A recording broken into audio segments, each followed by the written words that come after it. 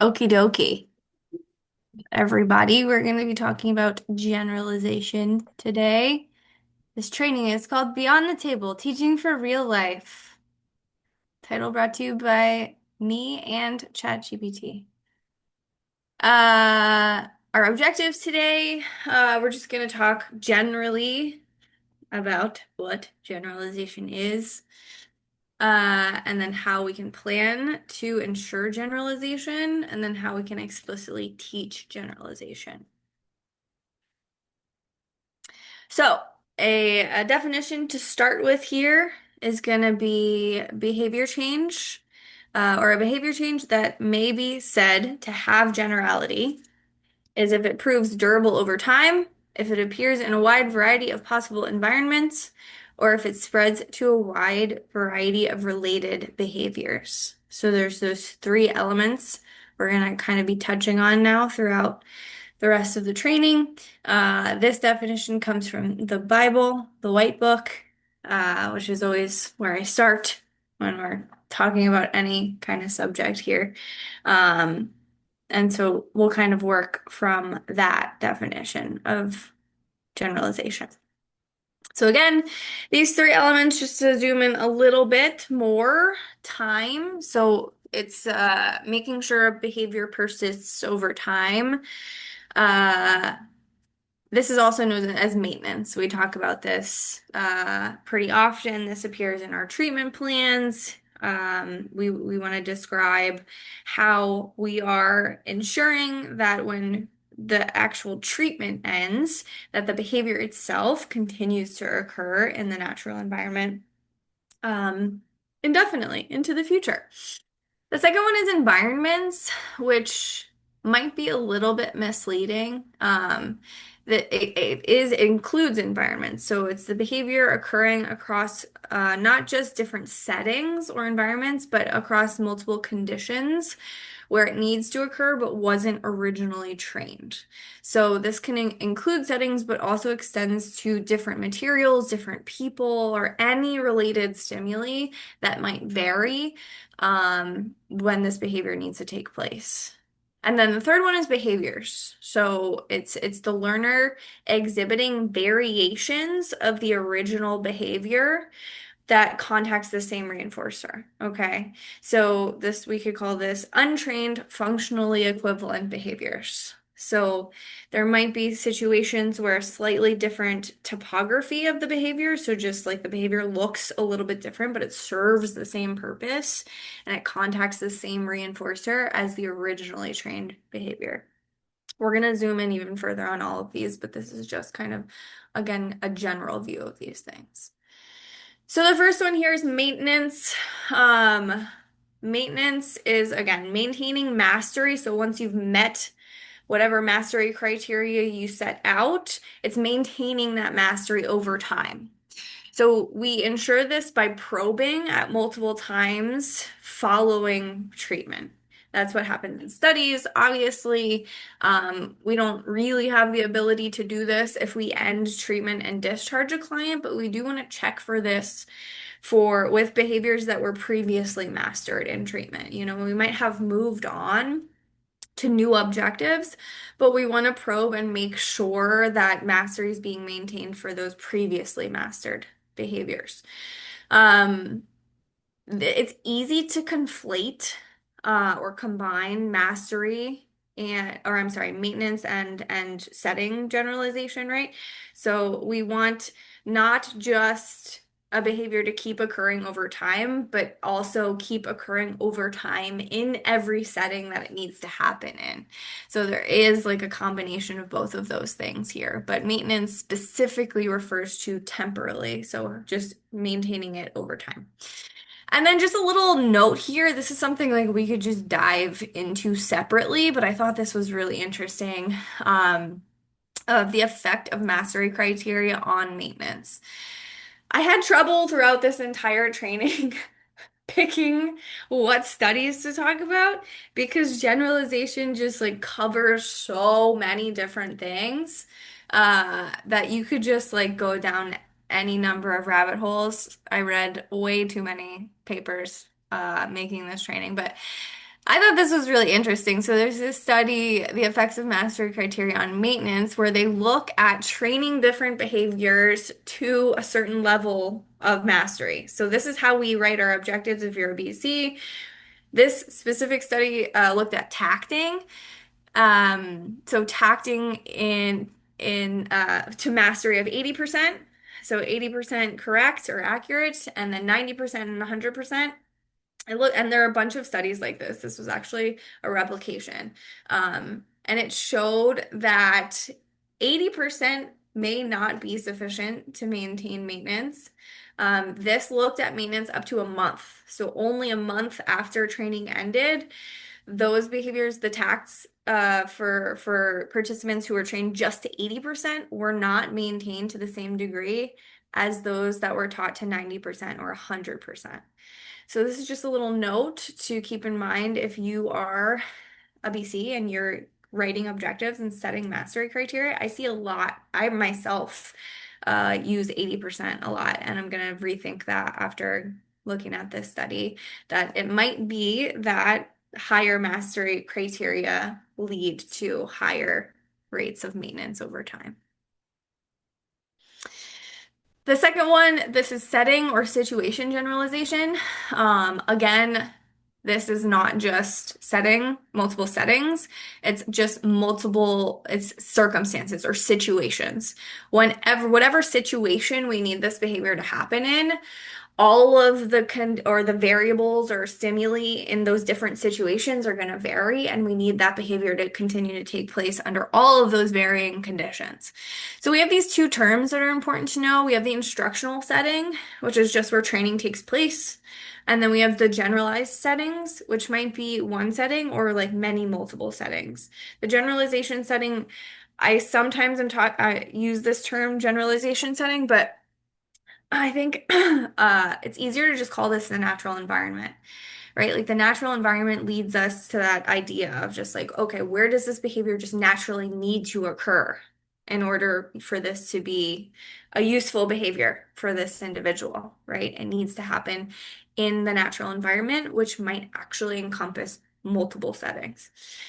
Includes again varying the setting, the people, the materials, etc. Lots of those different stimuli. And then mastery requires that the behavior takes place at the desired rate in all of the relevant generalized settings. Okay, so there are also those different dimensions of behavior to ensure are maintained in different settings. So again, there's just thousands probably of studies that we could look at when we're talking about this. But this one is a really nice one by I don't know if Rob already identified that, but this is a Francesca study on interverbal tacts. And they were looking at teaching interverbal tacts with autoclitic frames. So that's a lot of like fancy words, but it's just those. So when kids need to discriminate between two different stimuli, so if they have like a red square and you need them to be able to discriminate when you ask what color versus when you ask what shape, you have one option of teaching them to respond by saying shape square or by saying color red versus responding by just saying square or red when asked what shape or what color. So this study looked at which of those teaching techniques was more effective. So frame, the top one, like that closed circle, is when they were taught with they were prompted to respond with the autoclitic. So if I said what color, they would respond color red.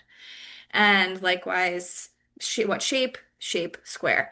And so we see like the frame teaching was more effective overall, but the important thing here is the colored in shapes here. I don't know if you can see my cursor, but if you look at the very end of that graph where like the those up and down lines are also, the filled in squares and circles represent untrained stimuli. So that means they used a whole set of stimuli to teach the kids.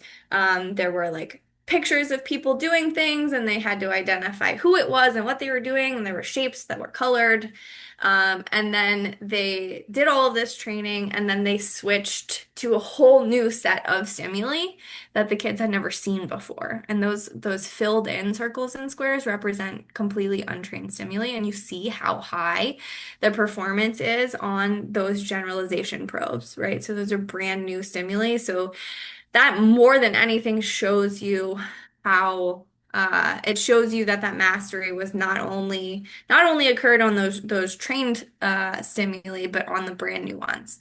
So this is a study, just one example of a study that explicitly tests for and shows generalization to brand new stimuli that the kids did not see in training.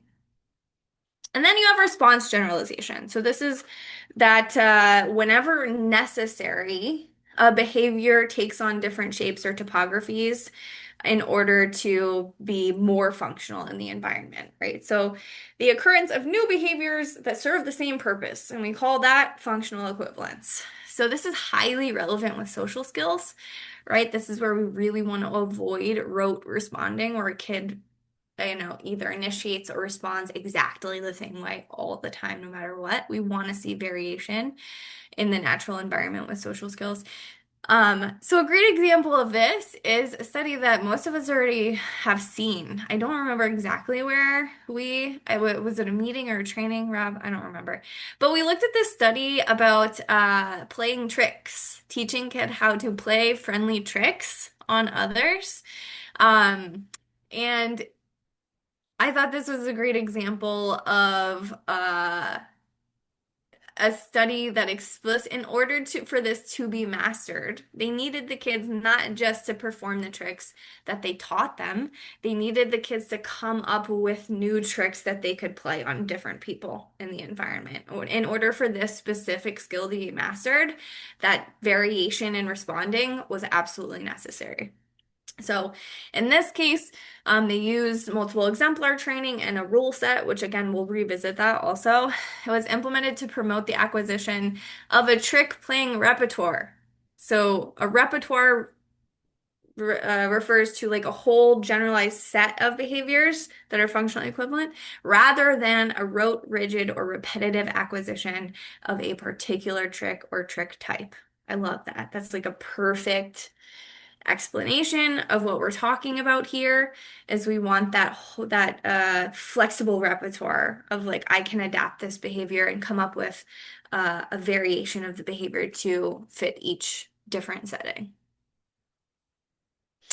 So this is one of the original papers on generalization. So this is like I really enjoy doing research in ABA, and I wonder, I guess this is just how science works.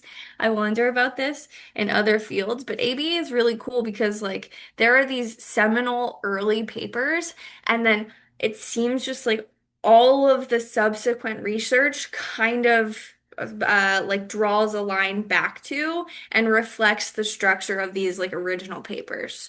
So this original paper, the Stokes and Barrett paper, it's called An Implicit Technology of Generalization, lays out these 9 different ways of getting to generalization. And it includes pretty much everything you have to consider. And then, like, all of the subsequent research kind of touches on these things that they originally identified in this paper, which I thought was really cool. So we'll just go over this very quickly, and then you'll see these themes continue to come up across the rest of the stuff that we talk about. So the first strategy to get generalization is just training and hoping, which means you just teach a behavior and then you probe for generalization to see if it occurs in a new setting.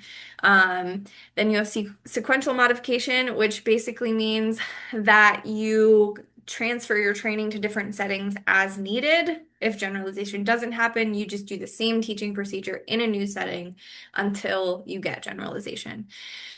Planning for natural maintaining contingencies. So this is all about reinforcement of like what is the naturally occurring reinforcement. We'll talk a lot about this.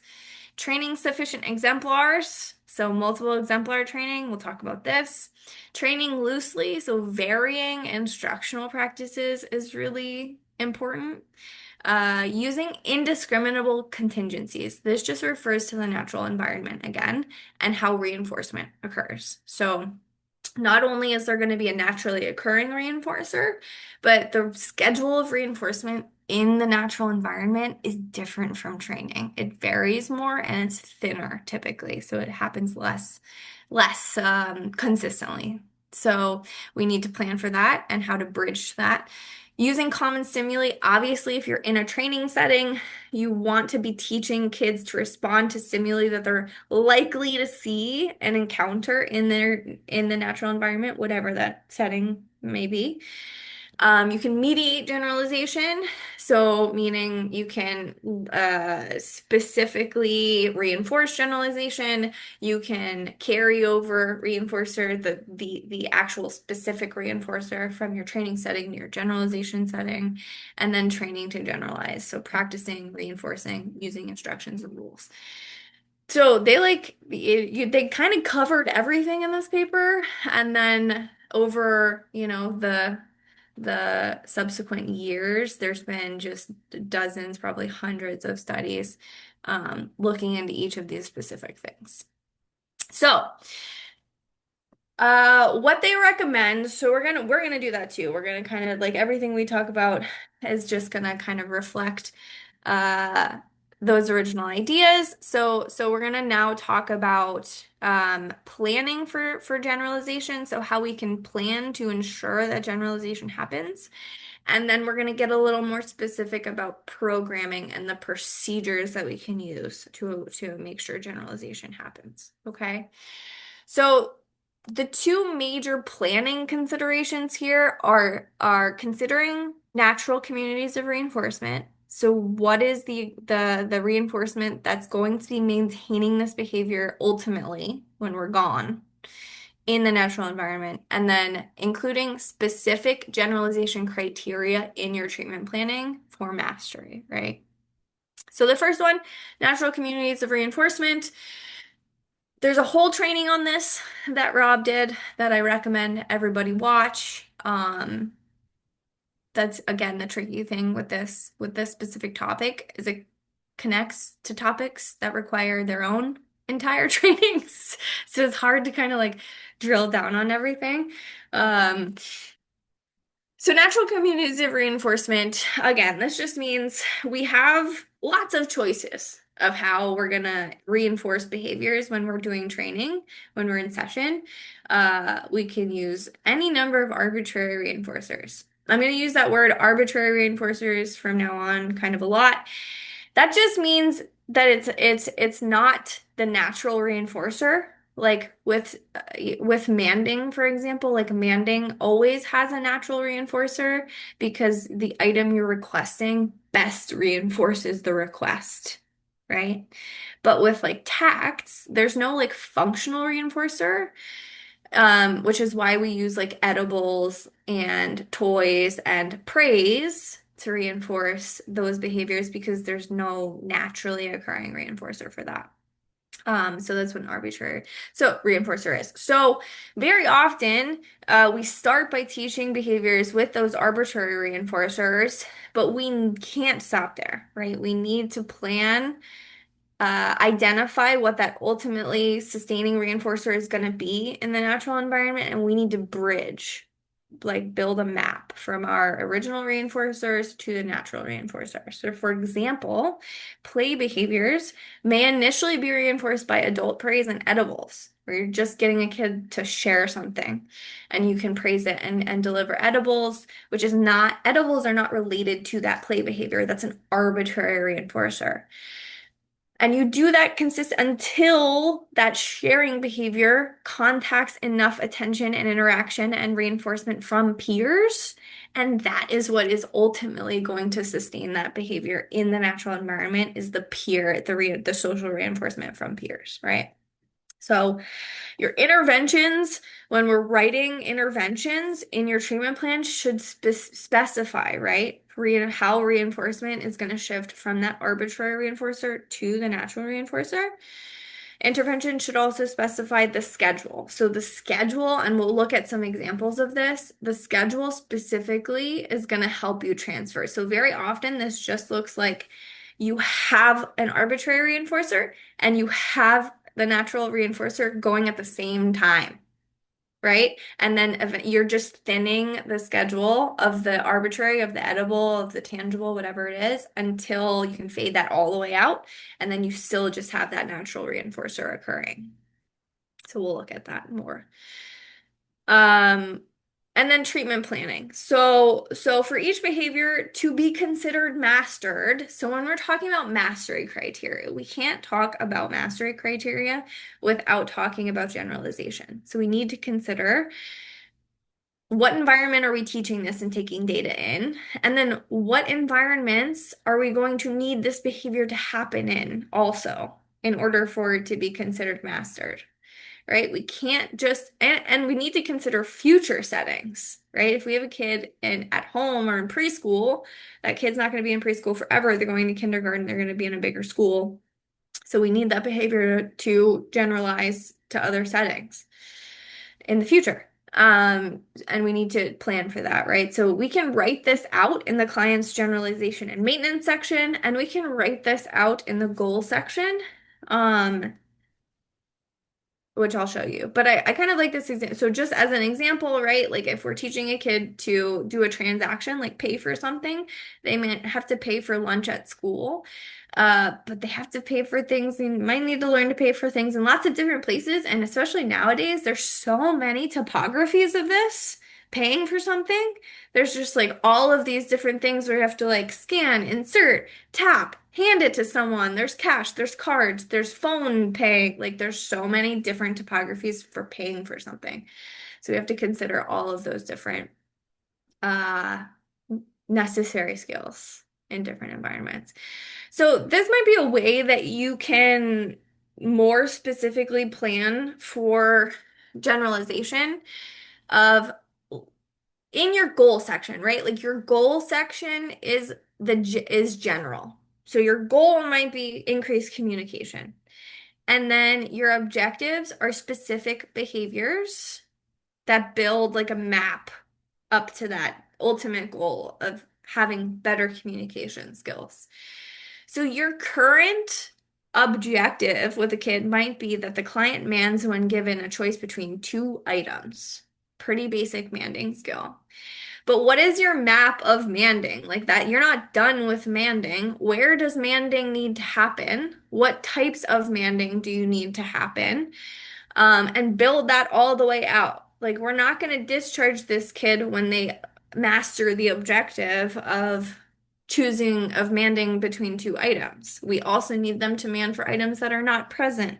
We need them to man for breaks. We need them to man for attention. We need them to be able to discriminate that they can man for attention from peers during breaks, but not during instruction. When can I exhibit this behavior? They can man for information during a game or at other times where they need help. And manding for hugs, right? We can man for hugs from some people, but not from other people. So those finer discriminations of like generalizing that behavior to make it actually functional. Like, okay, we have manding, we have this one objective, but in general, for this kid to have functional, be able to request things in their life, what is that going to look like? How many different little manned skills is that really going to entail? And we can build that whole map out in their goal section. Same thing with like responding to peers, right? We could maybe start with the client responding when graded by adults and peers, and then responding when asked yes, no questions, and then responding to how was your weekend with a novel and untrained response. So this is just you could call it the same behavior, it's responding, but it's building out. It's making the skill more complex and it's generalizing to different people and different conditions. Okay, so we're moving on now from planning to execution, right? How can we actually do generalization? How can we teach and ensure generalization when we're teaching kid skills? So some important concepts that we want to have here as we move forward are these two different types of generalization. We have stimulus generalization and response generalization. I think it's really helpful to have these two things distinctly defined in your mind, right? So stimulus generalization is when the same behavior happens in the presence of lots of different stimuli that would be correct, right? So in this top example, the same behavior is the verbal response of saying airplane. Stimulus generalization means that saying airplane does not just occur in the presence of that first example of an airplane, that United airplane, but it also occurs in the presence of all of those three other examples because they're all correct, right? Those are all also SDs for airplane. So stimulus generalization, same behavior, different stimuli. Response generalization is the other way around, right? Same stimulus, lots of different behaviors that are all going to contact reinforcement. All good, correct responses for that one stimulus. I don't know why. I do know why. There's a very silly meme. Maybe somebody's seen it. I couldn't include it because it's slightly inappropriate. But there's this example of when you're on a hike and people are coming toward you up the path, I guess up or down, right?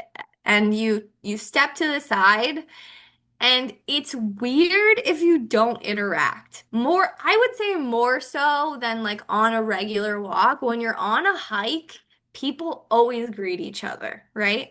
So you have this stimulus of people approaching you on a hiking trail, and then you can learn any of these different responses what are very likely to contact reinforcement. You can say hi, you can say enjoy your walk, have a great day, you're almost there, beautiful day for a walk, or you could just nod and smile, right? All of these are appropriate behaviors to do in the presence of that same stimulus.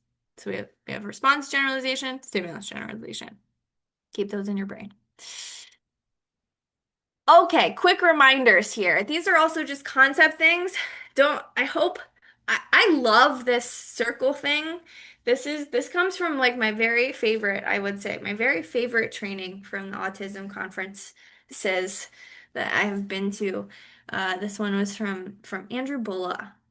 Just just a really fun training.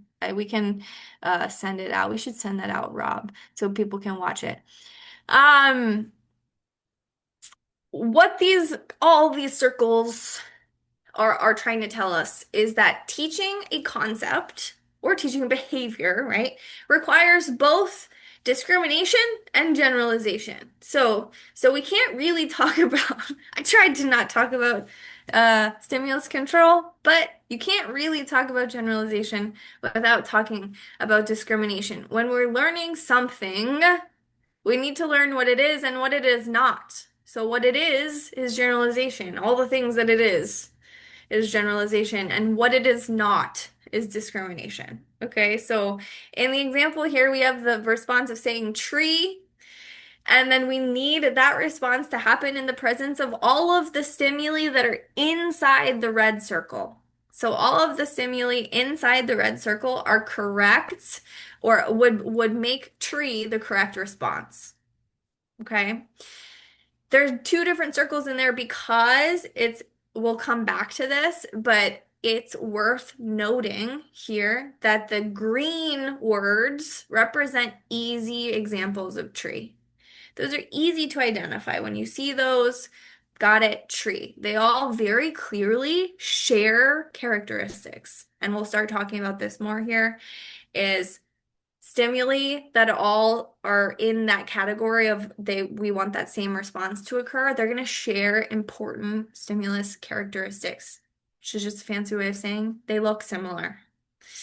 And then the orange ones still share those like key critical characteristics, but they look more different than the original one, than the green ones. Palm trees look weird, arborvitae, Joshua trees, a baby tree. All of these things are a little bit trickier, right? They still look like a tree, but they share less characteristics. And then when you get to that red circle, that's where the discrimination, so this is where the generalization should end, and we should be able to distinguish between what a tree is and what a tree is not. All of those red words represent things that could be confused as a tree, but are not trees. So this is just a visual representation of when we need somebody to understand what a tree is and be able to communicate about a tree. We need both generalization and discrimination. Okay. And we need this to happen with responding also. So I don't know how Andrew Bola would feel about this. I don't think he did this, but I changed it from a stimulus generalization circle to a response generalization circle. So if you're thinking about compliments, giving compliments as a skill, the stimulus that we're working off of here would be an individual, simply just an individual who it's likely you would contact reinforcement from complimenting them. So basically, someone you want to compliment is the stimulus here. And then you have all these different responses. Very easy, safe responses that are easy to discriminate. I like your shirt, nice shoes, your hair looks good, you're fast.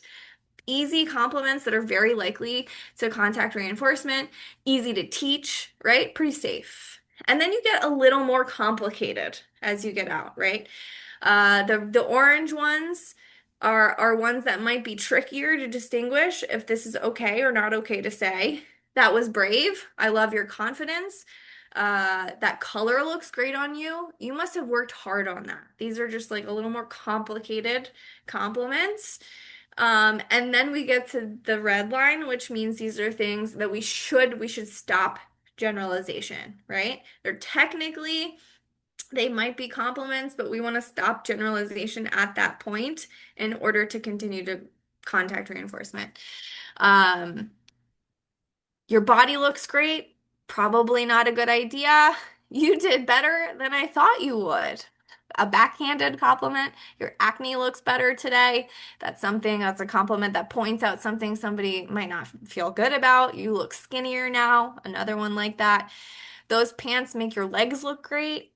Not a great one. And you're beautiful. So again, this is also, we might be discriminating between different dimensions of behavior, not just you're beautiful might be okay in some circumstances, not in others, but probably never at a rate of this is 10 per hour, right? So we might have to also discriminate about how often or how little we make different responses.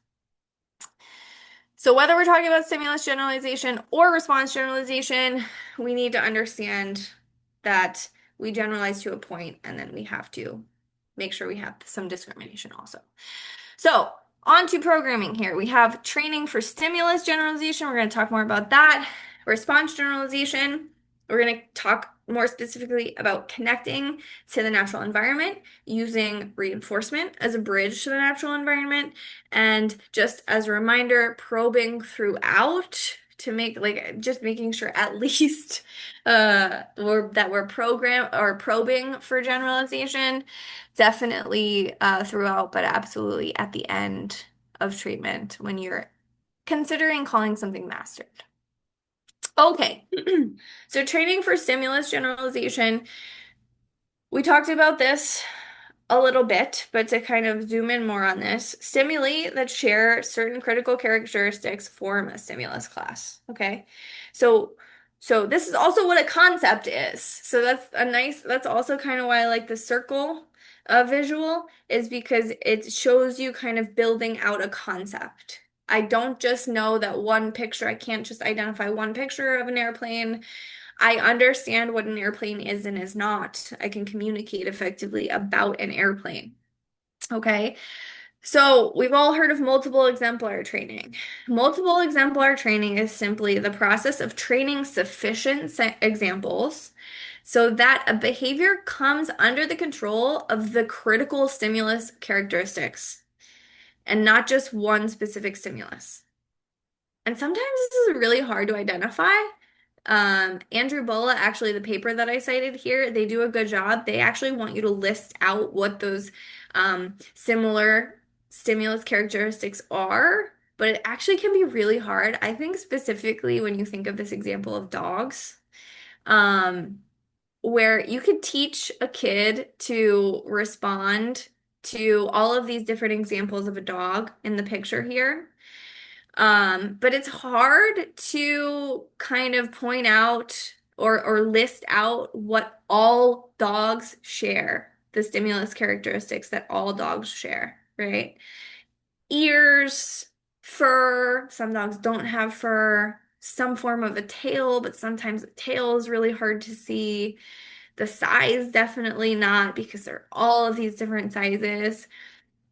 So it's tricky to like really put your finger on, but the I think what the coolest thing about this is that as you're training all of these different examples, your brain just kind of your brain figures it out for you. It's not always explicit, but the process of showing multiple examples and reinforcing for that correct response it's effective in the brain being able to pick up on what those critical stimulus characteristics are. So that when you now start to bring up examples that were not trained, your brain can discriminate whether or not that new stimulus fits into the stimulus class or not. Does it share those critical characteristics or does it not share enough of those critical characteristics?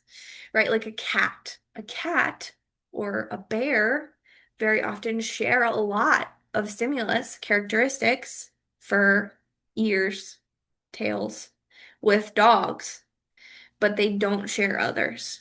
So just this multiple exemplar training is a great way to just with through all of these different examples to get to that place where a learner is able to distinguish new stimuli and identify if it fits into that concept or fits into that stimulus class or not. So very simply, this is one very simple way of getting to generalization is just training sufficient examples. We'll get more specific about this because we don't just want any random specific example or sufficient examples. We don't just need lots of examples. We need specific examples. So we use this generalization circle to help us pick specific examples that are going to help us get to generalization the most effectively. So the way we teach these is we're going to start with simple discrimination, which just means that's one picture, right? So you pick the hickory tree, you hold up that hickory tree picture, you get the response tree, and you reinforce. That's one simple discrimination. And now we're going to train additional examples, and we're going to check. So your additional examples might be green examples, easy. They share a lot of characteristics. And then you're going to check for generalization. So you're going to check, you're going to present new examples, and you're going to start with easies. So you're going to start with more green examples that share a lot of characteristics. Great.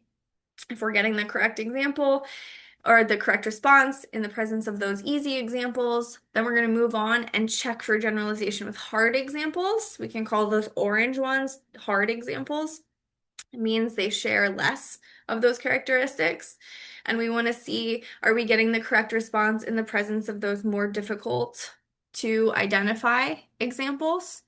And if we don't, then we need to train with more of those, right? So we need to add more of the difficult examples to our original set of training, stimuli, reinforce more examples, and then we're going to check again for generalization with more difficult examples. And then once we get that generalization, we've trained with both the easy and the hard examples. We have generalization to new stimuli in both of those categories, the easies and the hards.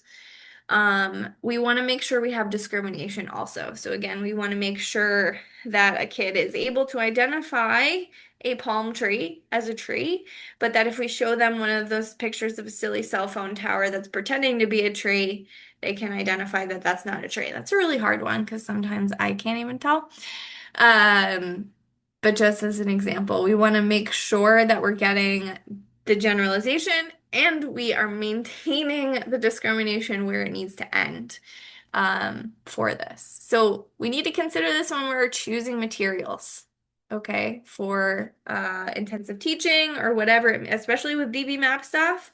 When we're choosing materials, if we're teaching tree as a tact, we need to have materials that fall into all three of these categories. Easy examples, hard examples, and hard non-examples, which are things that are not are S deltas, they're incorrect, but they share some characteristics with the correct stimuli.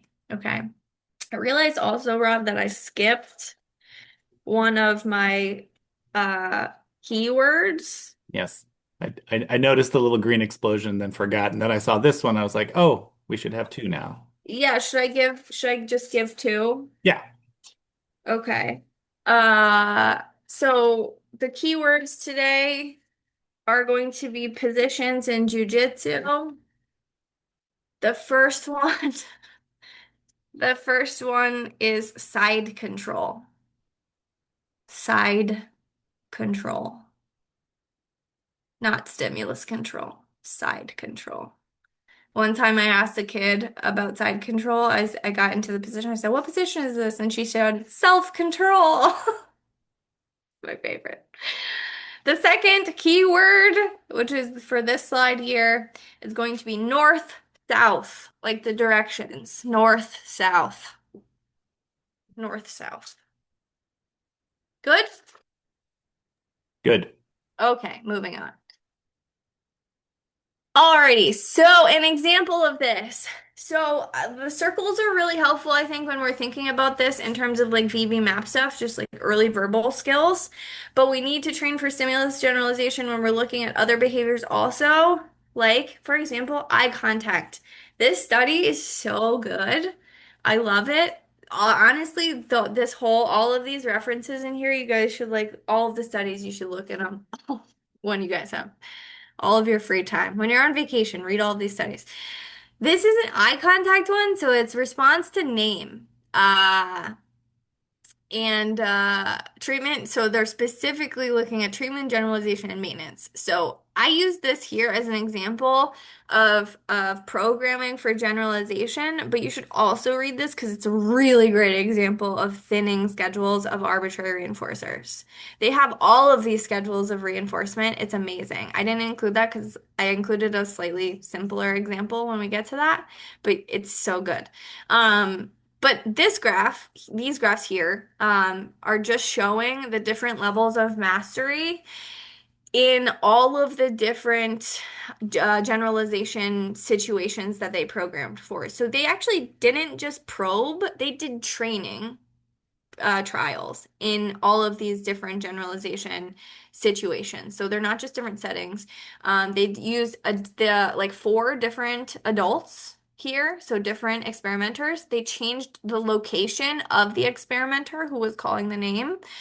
And then they also changed the environment that they were doing the training in. So they changed three of the different variables, non-critical variables, when they were doing this training, and they got really, really strong generalization here. So I love this. Typically, like a lot of studies mostly just do those generalization probes where they check for mastery in different environments and with different materials after training. But this study actually did training in these different generalization conditions, which I love. And then response generalization. I love response generalization. I don't know why, I just think it's so interesting. So response generalization, just to review here, different behaviors require different degrees of response generalization, just meaning like the originally or trained behavior isn't always sufficient for this to be functional in the natural environment. Okay. So but it depends on the behavior. So whereas attacked might require less response generalization. So like if you have one stimulus, you might have a few different correct responses. So boat, sailboat, schooner. I always think of Jeff because he said schooner that one time. And ship, I would just never think of that word.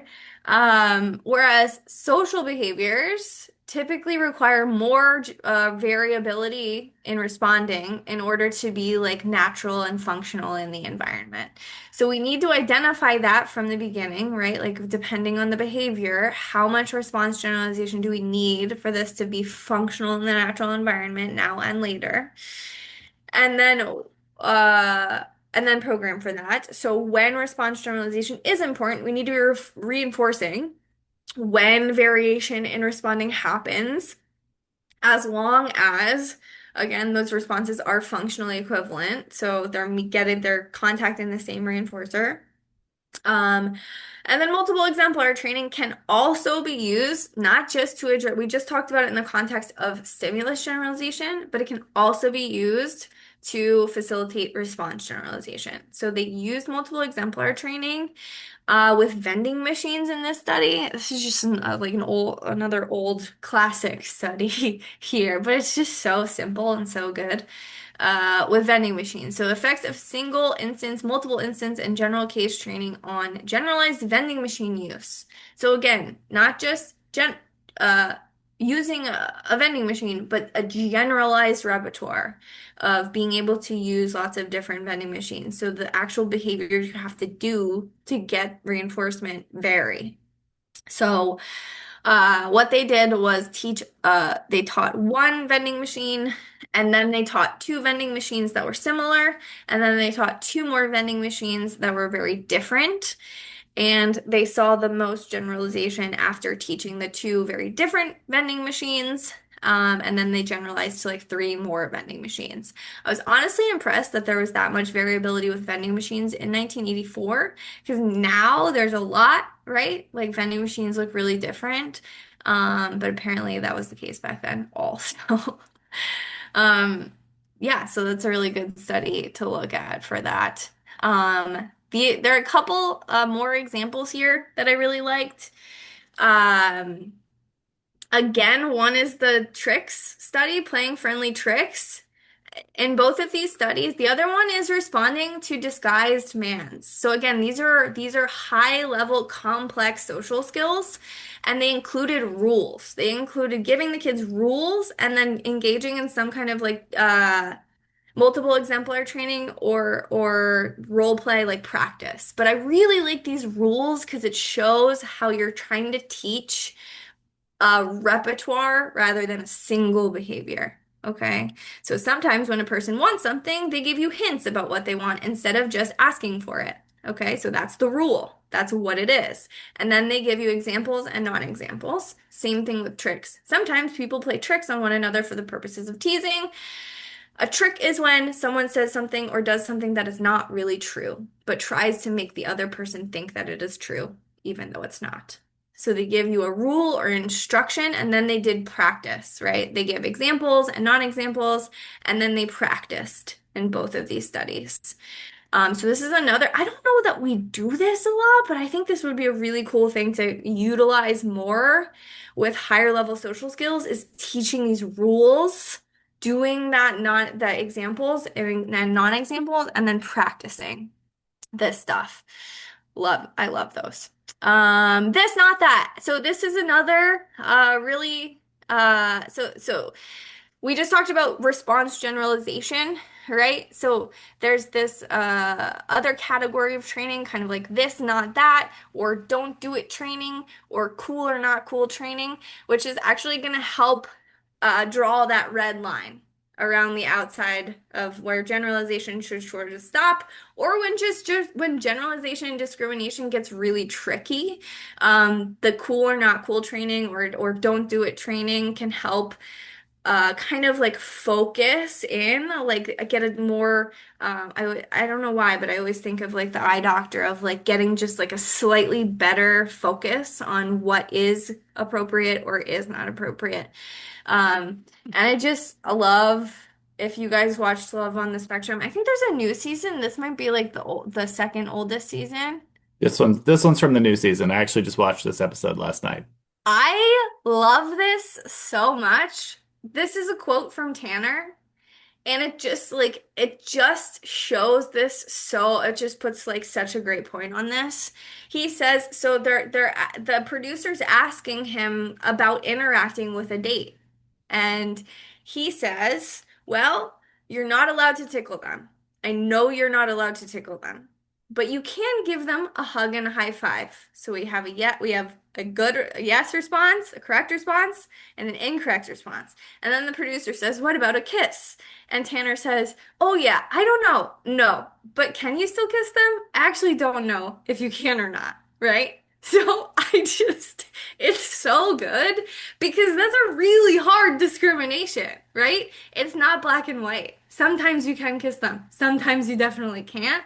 And this requires like a lot of examples. It requires a lot of like high level discriminating of when this is okay and when this is not okay. Um, I just love it. And so this is where you can do stuff like cool or not cool, where you give them scenarios or you role play scenarios, and then they can tell you cool or not cool. And along with cool or not cool, why is a big part of it. They need to be able to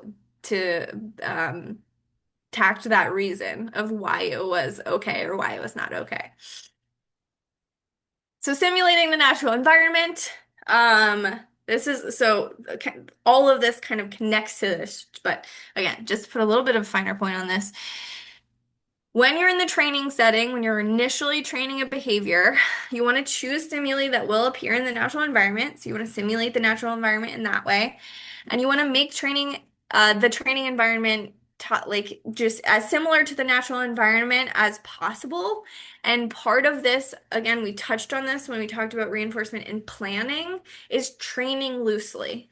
So, varying aspects of reinforcement and of the teaching procedure. So, when you're varying aspects of the teaching procedure, you're varying antecedent stimuli that are not crucial to being able to discriminate, to being able to respond to the correct stimulus, right? So this helps sharpen the stimulus control and it helps the learner discriminate which stimulus I should be responding to and which I shouldn't be responding to, right? So, very often when we're teaching, the tone or the volume of the voice, rather than the word that's being said, that those are two different stimuli, right? Is the volume of the voice or the tone of the voice and the topography of the response saying stop, right?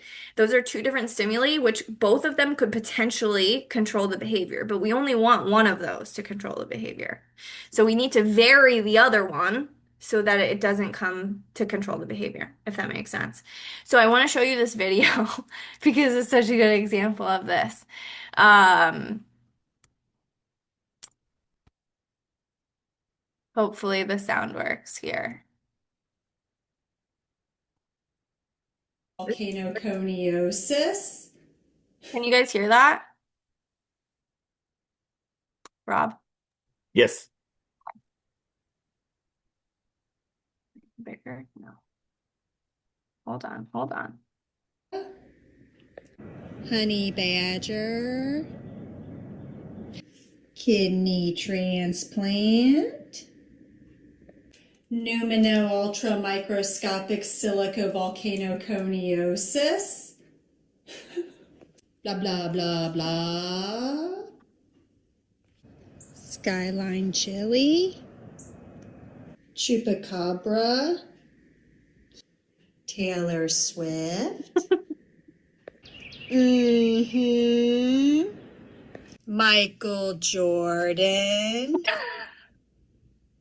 Flux capacitor. Okay, that's enough. We don't have time to do all of them, but you guys get the point, right?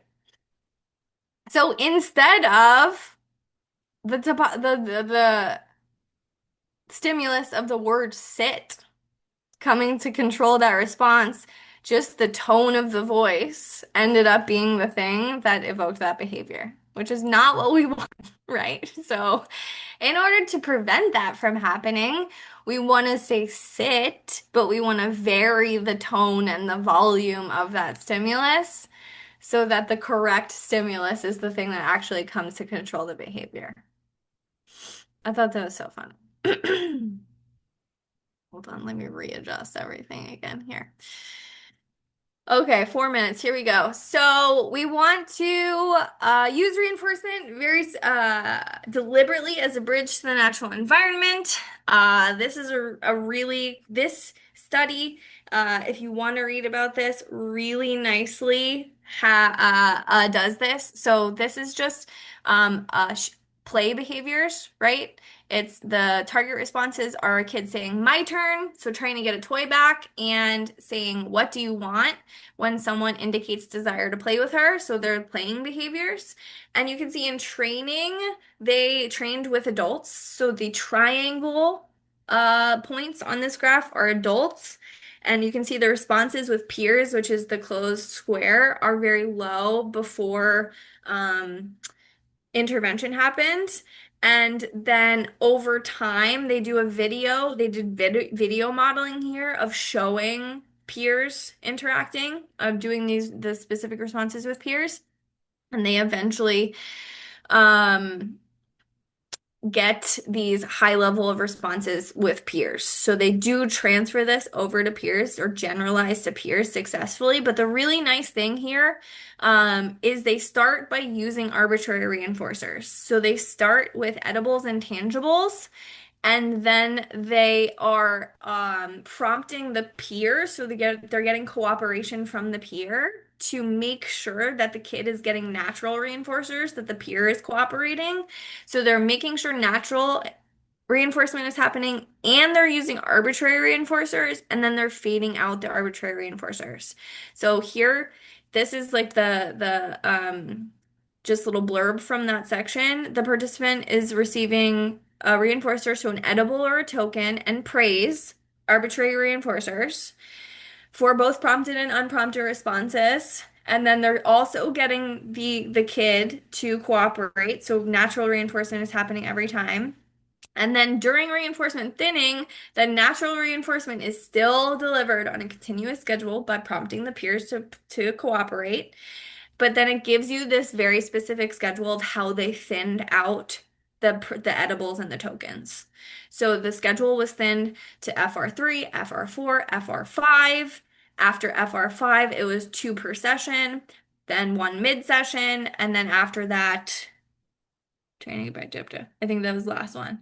Um, and then they got rid of it completely. So it's just a really specific example of how you can fade out an arbitrary reinforcer. And then what you're left with is just the kid is reinforcing it every time. And this is the reinforcer in the natural environment. This is what we want to end up with. So, in summary, woo, in summary, we want to plan for generalization from the very beginning. We don't want to just accept mastery in one environment or under one condition. It needs to include generalization in natural environments, natural conditions. Write your plans to generalize into your or write. Okay, I messed up that sentence. Make sure plans to generalize are in your treatment plan. So write that in the goal section, intervention section. Choose your materials deliberately. Choose relevant stimuli. Make sure you have enough stimuli, enough examples, and vary your examples depending on similar characteristics, less similar characteristics, and non-examples. Train both stimulus and response generalization. Use instruction rules, reinforcement as needed. Use reinforcement deliberately as a bridge to natural reinforcers, and then probe for generalization throughout treatment. And finally, a challenge. What is one change that you can make next week to one of your clients' treatment packages to promote generalization? And your last keyword is 50-50. Our last position in Jiu-Jitsu, 50-50. And Gina, that's all. will the challenge be a question on the the test Yes. out? Perfect.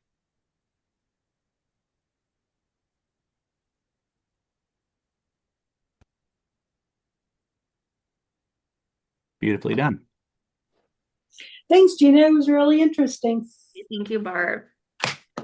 Good job, Gina. Really liked that video.